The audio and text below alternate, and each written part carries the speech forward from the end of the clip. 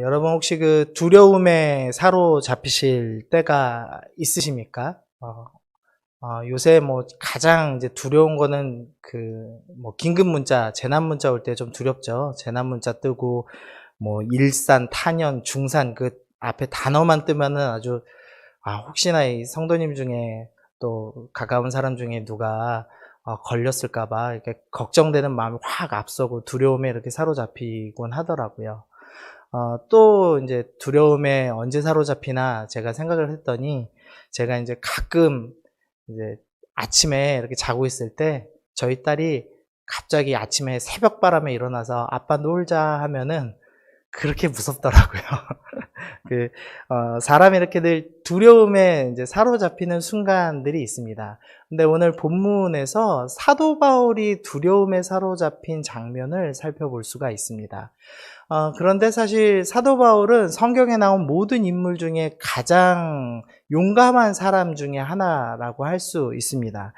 사도 바울이 예수님을 믿기 전에는 자기가 믿는 바를 위해서 생명을 죽이는, 해치는 일도 서슴지 않고 저질렀습니다. 그래서 스데반 집사를 죽이고 나서 사람들이 그 옷을 벗어서 사울 앞에, 바울 앞에다가 두곤 했죠.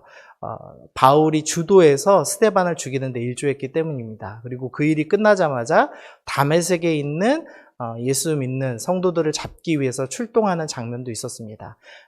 사도 바울은 자신이 믿는 바가 있으면 자신의 생명을 조금도 귀한 것으로 여기지 않고 달려가던 용감한 사람이었습니다. 이 사도 바울이 다메섹 도상에서 예수님을 믿고 나자마자 제일 처음 한 일이 뭐냐면 즉시로 회당에서 전도를 시작했습니다. 사도행전 9장 20절에서 즉시로 회당에서 예수가 하나님의 아들이심을 전파하였다 이렇게 이야기합니다. 그 뒤로 1차 전도여행 루스드라에서는 돌에 맞아서 사람들이 죽은 줄 알고 버렸습니다. 그런데 이 사도 바울이 일어나서 이튿날 무슨 일을 하냐면 다시 전도를 또 시작했습니다. 2차 전도여행 때는 빌립보 감옥에 매를 맞고 갇혔죠. 근데 이 빌립보 감옥에서 매를 갇히고 나서 이 사도 바울이 한 일이 뭐였냐면 찬송하기 시작했습니다. 오늘 본문 이후에 이제 에베소로 또 이동할 텐데요. 에베소에서 교회가 너무 이제 커지고 그것 때문에 우상 숭배가 위축되자 이 우상을 만드는 사람들이 모여서 데모를 하기 시작했습니다. 수많은 사람들이 모여서 데모라는 그 한복판에 사도 바울이 변론하기 위해서 그 수많은 그리고 흥분한 관중들을 뚫고 한복판으로 쳐들어가려고 하다가 제자들이 말리는 장면이 나오기도 합니다. 20장에 보면은 성령께서 예루살렘에 가면 어떤 결박과 어떤 환난을 당할지에 대해서 설명해 주셨음에도 불구하고 생명을 조금도 귀한 것으로 여기지 않는 장면이 나옵니다. 그래서 사도행전 20장 23절 24절 보시면요. 오직 성령이 각성해서 내게 증언하여 결박과 환난이 나를 기다린다 하나 내가 달려갈 길과 주 예수께 받은 사명 곧 하나님의 은혜의 복음을 증언하는 일을 마치려 하면은 나의 생명조차 조금도 귀한 것으로 여기지 아니하노라. 사도 바울은 뭐 복음을 전하는 일이라면 정말 용감한 사람이었습니다. 앞뒤를 가리지 않고 뛰어드는 사람이었습니다. 이 사도 바울은 고린도후서 11장 24절에서 유대인들에게 40에 하나 감한 매 39대나 되는 매를 5번이나 맞았다라고 고백을 합니다. 수없이 많이 맞았고 난동을 겪고 수고로움을 겪고 잠을 자지 못하고 배를 채우지 못하고 배고픔에 사로잡히는 그런 여러 가지 어려움을 겪었습니다. 근데 그럼에도 불구하고 사도 바울은 용감하게 늘 복음을 전하는데 앞장섰던 위대한 전도자였습니다. 그런데 오늘 이 고린도 교회 사역을 앞두고 나서 사도 바울이 이전과는 전혀 다른 태도가 있었음을 봅니다.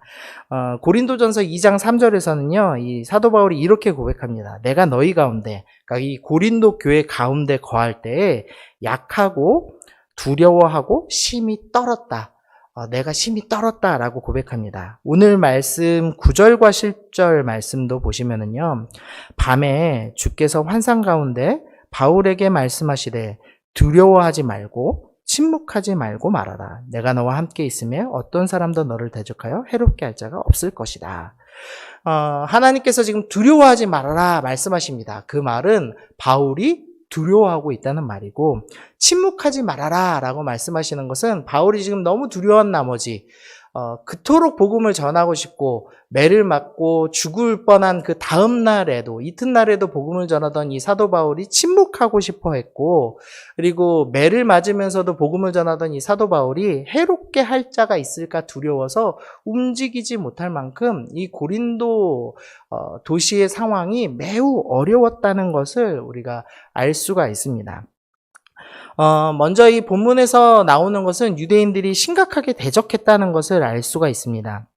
6절 말씀 보시면 그들이 대적하여 비방하거늘 바울이 옷을 털며 이르되 너희 피가 너희 머리로 돌아갈 것이요 나는 깨끗하니라. 사도 바울은 유대인들을 자신의 동족을 누구보다 사랑하는 사람이었습니다. 그래서 로마서에서는 동족이 구원받기 위해서는 자신은 생명책에서 치워줘도 좋다 라고 할 만큼 유대인들을 사랑하는 사람이었습니다. 그런데 이 고린도 도시에서는 너무나 반대가 심했습니다. 특별히 예수는 그리스도라 밝히 증언했는데 그것에 대해서 너무나 심하게 반대했기 때문에 먼지를 털어버리고 떠나야 될 만큼 유대인들의 대적이 매우 심각했습니다. 근데 이 유대인들만 대적이 심각했던 것이 아니라 고린도에 있던 이 이방인들의 상황도 매우 심각한 상황이었습니다. 고린도 도시에는 크게는 4가지의 문제가 있었습니다. 먼저는 교만했습니다. 이 고린도 도시는 아가야 지방의 수도였습니다. 지금 요 바울이 전도하던 당시의 인구가 한 20만 정도 되고요. 전성기에는 75만 명이나 되는 인구를 거느렸던 대도시였습니다. 여기는 대도시였던 만큼 돈이 매우 많았고 상업적인 중심지였습니다. 모든 사방이 교역로이고 항구도 2개나 있어서 가장 부유한 상업도시 중에 하나였습니다. 그러다 보니까 똑똑한 사람이 많이 모이고 이 사람들이 매우 교만했습니다. 이 로마인은 이런 기록을 남겼는데요. 로마보다 더 로마 같은 도시가 고린도다라는 기록을 남길 만큼 고린도는 매우 발달한 도시였습니다. 그래서 이 사람들이 교만하여서 서로 분쟁하고 다투고 시기하는 일들이 늘상 있었습니다. 보통 이렇게 똑똑한 사람들이 모이면 항상 분쟁하고 다툼이 있죠. 그래서 그 일들이 그대로 있어서 심지어는 고린도에 예수님을 믿는 교회 사람들도 서로 분쟁하는 일들이 있었습니다. 그래서 고린도전서 1장 12절에 보면 내가 이것을 말하거니와 너희가 각각 이르되 나는 바울에게, 나는 아볼로에게, 나는 게바에게, 나는 그리스도에게 속한 자라 한다는 것이니, 지금 고린도 교회가 세상에 있는, 고린도에 있는 세상 사람들과 똑같이 서로 분쟁하였습니다. 그래서 4개의 파로 나뉘어서 바울파, 아볼로파, 그다음에 게바, 베드로파, 그리고 심지어는 나는 예수님파다, 그리스도파다 라고 하는 4개의 파로 나눠서 서로 치열하게 싸웠습니다. 또 똑똑한 사람들이 모였기 때문에 법정 분쟁, 법정 다툼이 계속 있었습니다. 그래서 고린도전서 6장 6절에서는 형제가 형제와 더불어 고발할 뿐더러 믿지 아니하는 자들 앞에서 하느냐. 그러니까 교회에서 서로 집사님하고 집사님이, 장로님하고 집사님이 서로 법정으로 소송을 걸고 싸우는 일이 있을 만큼 이들은 교만하고 분쟁이 가득한 교회였습니다. 두 번째로는 물질에 완전히 사로잡혔습니다. 아까 말씀드린 대로 상업의 중심지였기 때문에 부자들이 매우 많았습니다. 근데 이 부자들이 어떤 행동을 하냐면 항상 예배가 끝나면 같이 식사하는 식사 교제를 했는데요. 이 부자들은 이제 일을 할 필요가 없으니까 자기들이 좋은 반찬을 싸서 먼저 교회를 옵니다. 그리고 나서 예배가 끝나자마자 좋은 반찬을 먼저 먹었습니다. 근데 이 노예 중에서 성도된 사람들은 이 주일이 일하는 날이죠. 그러니까 일을 하고 늦게서야 예배를 오는 겁니다. 그러면 먹을 게 남아있지 않았습니다.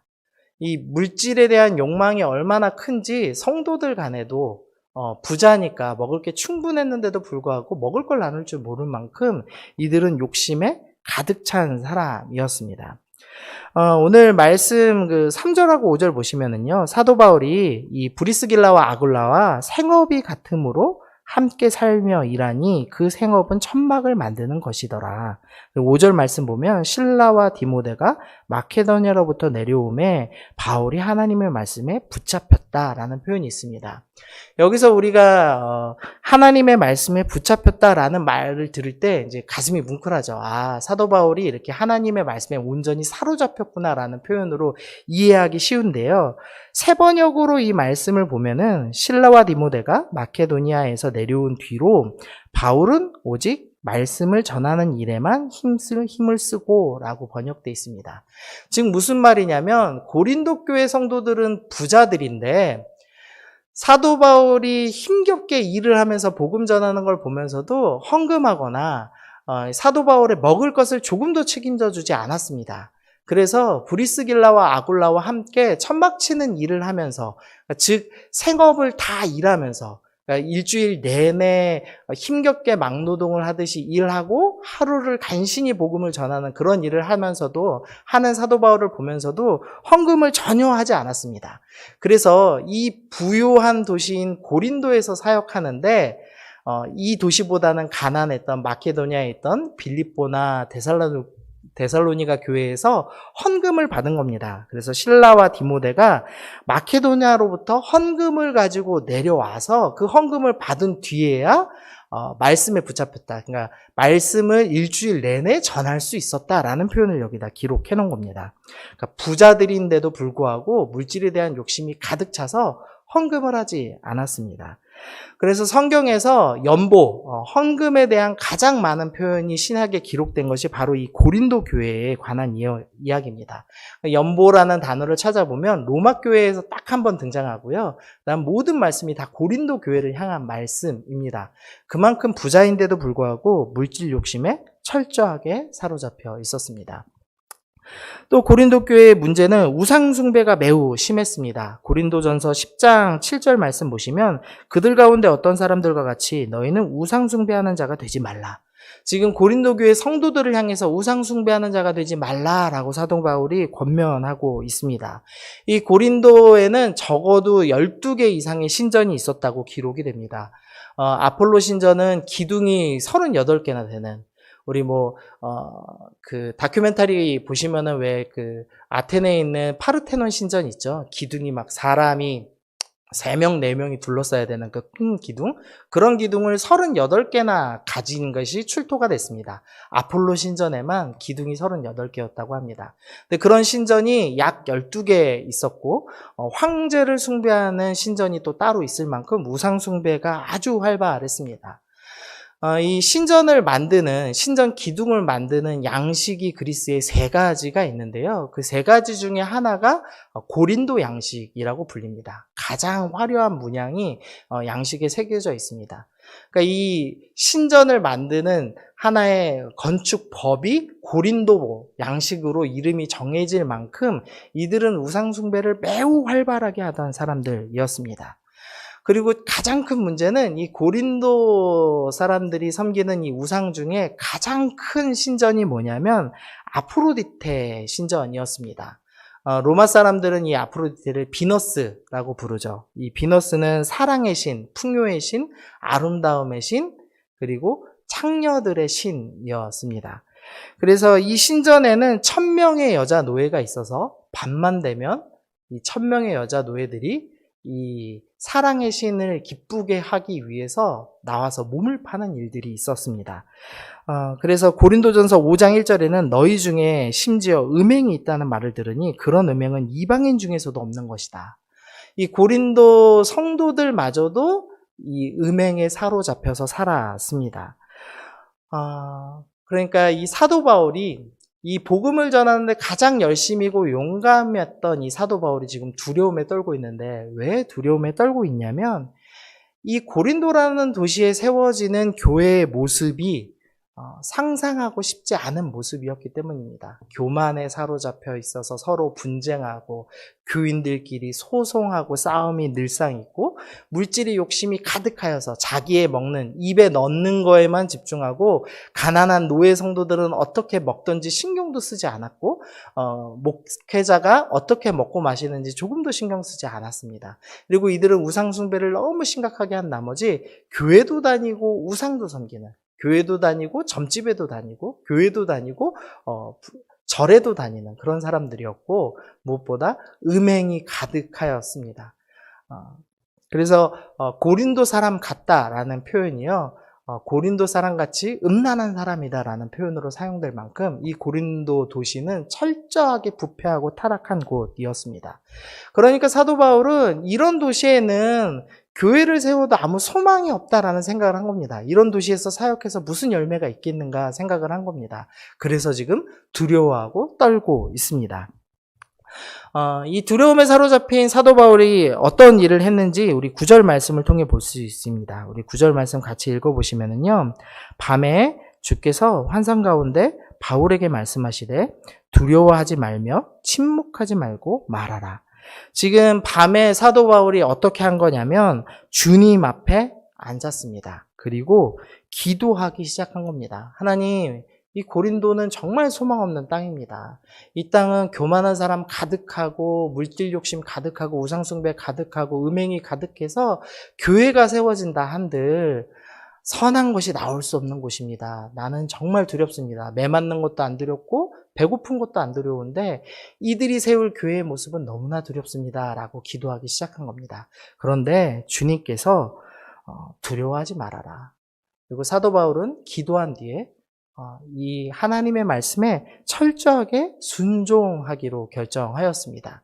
그래서 다른 지역은 길게 있지 않았는데 이 고린도 교회는 1년 6개월이나 머물면서 하나님의 말씀을 가르치기 시작했습니다. 가장 어려웠던 도시에 두 번째로 긴 에베소를 3년 있었고요. 이 고린도 교회에서 1년 6개월이라는 두 번째로 긴 시간을 보내면서 기도하며 묵묵히 순종하는 모습을 사도 바울이 보여줍니다. 이 사도 바울이 두려움에 떨면서 이 정도로 하나님 앞에 기도하고 순종한다면 하나님께서 선한 열매를 보여주시면 참 좋겠습니다.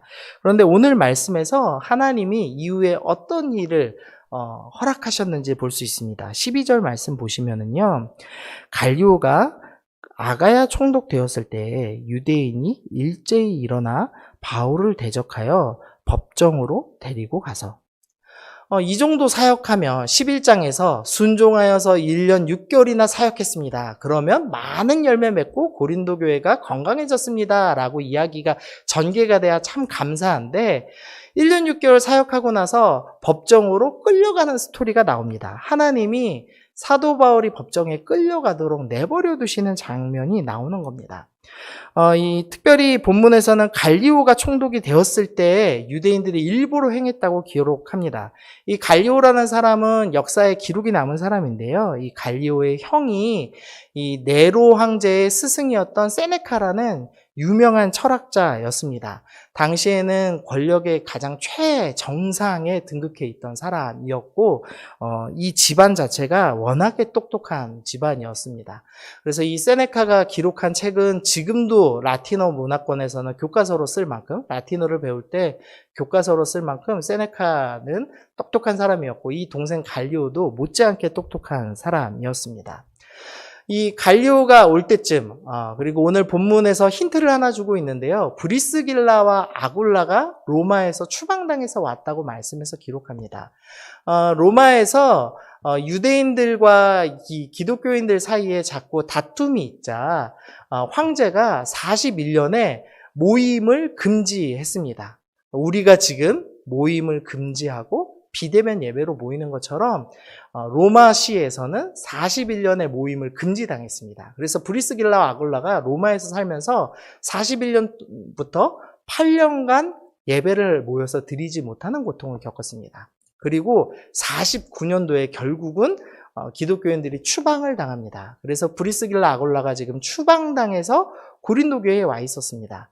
그러니까 이 갈리오라는 이 똑똑한 총독, 그러니까 형이 권력의 최정상에 있고 그 집안이 명문이었던 가문이었기 때문에, 그리고 당시의 법 추세가 어땠는지 너무나 잘 알고 있던 사람이었기 때문에 이 유대인들이 생각한 겁니다. 로마시에서는 기독교인을 41년부터 비대면 예배 모이는 걸 금지시켰고, 그리고 아예 추방을 했으니 분명히 이 갈리오는 로마의 정책에 따라서 기독교인들의 모임을 중지할 것이 분명하다, 이런 확신을 가졌고, 또한 새로운 총독이기 때문에 유대인들한테 분명히 호의적인 정책을 펼 것이다 라는 이런 확신을 가지고 바울을 지금 고소한 겁니다. 그러니까 하나님 열심히 믿고 사역했더니 오히려 외통수를 치시는 듯한, 하나님께서 절벽으로 모르시는 듯한 그런 위기의 상황이 닥쳤습니다. 그런데 전혀 유대인들의 생각과 전혀 다른 결말이 맺습니다. 14절 말씀 보시면은요, 바울이 입을 열고자 할 때, 그러니까 지금 바울이 입을 열고자 했는데 입을 못 열었습니다. 갈리오가 유대인들에게 이르되, 너희 유대인들아, 만일 이것이 무슨 부정한 일이나 불량한 행동이었으면 내가 너희 말을 들어주는 것이 옳거니와, 만일 문제가 언어와 명칭과 너희 법에 관한 것이면 너희가 스스로 처리하라. 나는 이러한 일에 재판장 되기를 원하지 아니하노라 하고 그들을 법정에서 쫓아내니. 유대인들은 이걸 외통수라고 생각하고 지금 사도 바울을 고소했습니다. 갈리오가 총독이 되면 이제 확실히 이 기독교인들의 모임을 완전히 멈출 수 있을 것이다, 이들을 쫓아낼 수 있을 것이다 생각해서 일을 행했습니다. 그런데 갈리오는 합리적인 판결을 합니다. 이 기독교인들이 세상 법을 어긴 것이 아니기 때문에 이 법정에서는 판결할 거리가 없다라고 유대인들을 내쫓았습니다. 이 말은 무슨 말이냐면, 즉 기독교인들은 법으로는 잘못한 게 없다는 공식적인 판결을 내린 겁니다. 그것도 당시 권력의 최정상에 있던 가문, 그리고 그 최정상에 있던 사람의 동생이 공적인 판결을 내려서 판례를 남긴 사례가 된 겁니다. 이 판례 때문에 이 유대인들의 생각과는 정반대로 20년 동안 법적으로는 아무 문제 없이 교회가 모임을 가질 수 있었고 전도를 할 수 있는 오히려 합법적인 계기를 마련하는 것으로 본문이 마무리가 됩니다. 그러니까 우리 눈에 볼 때는 이 고린도라는 어려운 도시에서 사도 바울이 힘겹게 사역했음에도 불구하고 결국에는 법정에 끌려당해서 고소당하는 것처럼 보이지만, 사실은 이것이 하나님께서 외통수로 주신 것이 아니라 가장 어려운 상황처럼 보였지만, 오히려 하나님께서는 이 일을 통해서 교회를 보호하시고 전도의 새 일을 여시기 위해서 이런 일을 행하셨다라는 것을 오늘 본문을 통해서 살펴볼 수가 있습니다. 저는 이 지금 고린도 교회가 전도되는 이 사도행전 18장 말씀을 보면서 우리가 처한 상황과 매우 비슷하다는 생각을 했습니다. 만약 사도 바울이 한국 교회의 지금 모습을 본다면 역시나 두려워하고 비참함에 눈물을 흘리지 않았을까라는 생각을 했습니다. 교회의 분쟁이 가득하고요. 교인 간의 법정 다툼뿐 아니라 교회와 교회 간의 법정 다툼도 가득합니다. 물질의 욕망이 아주 가득하죠. 그래서 부자들만 다니는 교회가 있고 가난한 사람만 다니는 교회가 따로 있습니다. 그럼 우리나라는 지금 경제 10위권 안에 드는 경제 대국이라고 얘기하는데 헌금은 늘 부족합니다. 그래서 목회자들 사이에서 지금 치열하게 논의 중인 것은 목회자가 이중직을 갖는 것, 즉 세상에서 직업을 가지고 일을 하고 주일에는 말씀 전하는 일이 옳으냐 그르냐를 놓고 논쟁을 하고 있고, 한국 선교사들은 선교비가 없어서 철수하는 상황들이 계속 일어나고 있습니다. 한국의 교회가 너무나 많지만 우상 숭배가 여전히 가득하고요. 그리고 음행은 말할 수 없이 퍼져나가 있다는 것을 살펴볼 수가 있습니다. 그래서 이 교회의 모습을 볼 때, 특히나 지금 코로나로 인해서 또 코로나의 주범이 교회처럼 보이는 이 비참한 상황 속에서 우리는 사도 바울과 똑같은 심정입니다. 지금 두렵고 침묵하고 싶고 온 세상 사람들이 우리를 해롭게 할 것 같은 그런 두려움 속에 있습니다. 근데 이런 두려운 상황 속에서 하나님께서 우리를 코너로 내모시는 것처럼 보입니다. 코로나는 전혀 멈추지 않고 교회가 주범된 바람에 간신히 이 방역수칙 지키면서 예배 드리는 것이 완전히 깨져서 예배 드린다고 차마 말을 할 수 없는 상황이 된 지금의 시점들, 전도가 완전히 막혀버리고 교회가 위축되고 아직 세상 법정에 쓴 건 아니지만 마치 언론 법정에 서서 교회가 지금 조리돌림 당한다는 표현하죠. 사방에서 비난의 목소리가 가득한 모습들을 볼 수가 있습니다. 하나님이 왜 이렇게 우리를 모실까? 우리가 지금도 충분히 두렵고 대면 예배 드리지 못하는 것이 이렇게 고통스러운데 주님이 왜 이렇게 우리를 절망 속에 내모실까라는 생각이 들었는데 오늘 말씀을 우리에게 주신다는 생각이 다시 들었습니다. 9절과 10절 말씀 좀 다시 보면요. 밤에 주께서 환상 가운데 바울에게 말씀하시되 두려워하지 말며 침묵하지 말고 말하라. 내가 너와 함께 있으며 어떤 사람도 너를 대적하여 해롭게 할 자가 없을 것이니 이는 이 성중에 내 백성이 많음이라 하시더라. 하나님께서 이 한국교회에 우리에게 하시는 말씀이라고 생각합니다. 이 상황이 너무나 절망스럽고 어렵지만 여전히 이 나라에 내 백성이 많다. 너희가 두렵지만 침묵하지 말아라. 너희가 두렵지만 여전히 하나님을 따라라. 바울처럼 기도하고 묵묵히 순종해라. 바울이 두 번째로 긴 전도행을 겪었던 것처럼 너희는 너희 인생을 다해서 묵묵하고 꾸준하고 성실하게 하나님을 섬겨라. 침묵하지 말고 두렵지만 복음 전하는 것을 멈추지 말고 외쳐라. 라고 주님께서 우리에게 말씀하신다라는 생각이 들었습니다. 고린도전서 10장 13절에서는 사람이 감당할 시험 밖에는 너희가 당한 것이 없나니 오직 하나님은 미쁘사 너희가 감당하지 못할 시험 당함을 허락하지 아니하시고 시험 당할 즈음에 또한 피할 길을 내사 너희로 능히 감당하게 하시느니라 라고 말씀합니다. 사도 바울이 이 고린도 교회를 전도하면서 두려움에 사로잡혔던 사도 바울이 고린도 교회를 향해서 야, 하나님이 감당할 만한 시험만 주시더라 라고 이야기하시는 겁니다. 코너에 몰려서 법정에 끌려가던 그 사도 바울이 그것마저도 감당할 만한 시험이었고 그 고난 속에서도 하나님은 여전히 새 일을 행하셔서 이 성중에 여전히 믿을 사람을 남겨놓으셨고 여전히 교회가 살아남을 수 있게 하시고 여전히 한국교회가 할 일이 있도록 주님이 예비하셨다라고 우리 가운데 말씀하십니다. 교회가 지금 매우 어렵습니다. 성도들이 부끄러워서 얼굴을 들 수 없는 상황입니다. 그러나 주님께서 오늘 우리에게 말씀하십니다. 그럼에도 불구하고 너희가 여전히 기도하며 순종하며 너희에게 허락된 사명을 묵묵히 지켜라. 복음을 전하여라. 두렵지만 위축되지 말고 내가 너희를 보호할 터이니 너희는 두려워하지 말고 내가 너희에게 허락한 선행과 선교와 모든 사명들 지켜 행해라. 라고 주님께서 오늘 우리 가운데 말씀하신다고 믿습니다.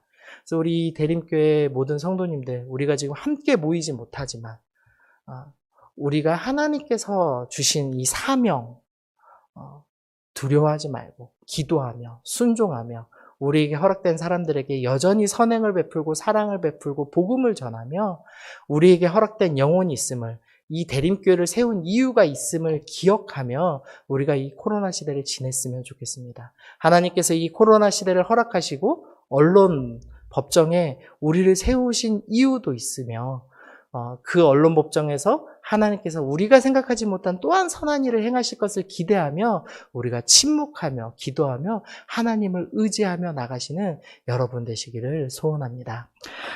그래서 우리가 말씀 기억하면서 우리가 함께 기도하면 좋겠습니다. 우리 세 가지 기도 제목을 좀 정했는데요. 이 상황에 두려워하지 않고 담대할 수 있는 믿음을 주옵소서. 두려워할 때 기도로 나가게 하여 주옵소서. 여전히 하나님께서 일하심을 믿고 순종하는 삶 살게 하여 주옵소서. 오늘 우리 말씀 기억하면서 하나님 두렵습니다. 위축됩니다. 그러나 고린도 교회에서 사도 바울도 두렵고 떨었지만 하나님 말씀 믿고 순종하고 기도하여서 결국에는 고린도 교회를 세우고 결국에는 열매를 맺고 우리가 생각할 때 그 최악의 상황이 오히려 선교의 20년을 보장한 것처럼 하나님께서 새 일 행하시리라 믿고 두려워하지 않고 담대함으로 기도하며 순종하며 나아갈 수 있는 제가 될 수 있게 하여 주옵소서. 우리 교회가 되게 하여 주옵소서. 한국 교회가 되게 하여 주옵소서. 우리 말씀을 생각하시면서 우리 먼저 함께 기도하겠습니다. 함께 기도하겠습니다.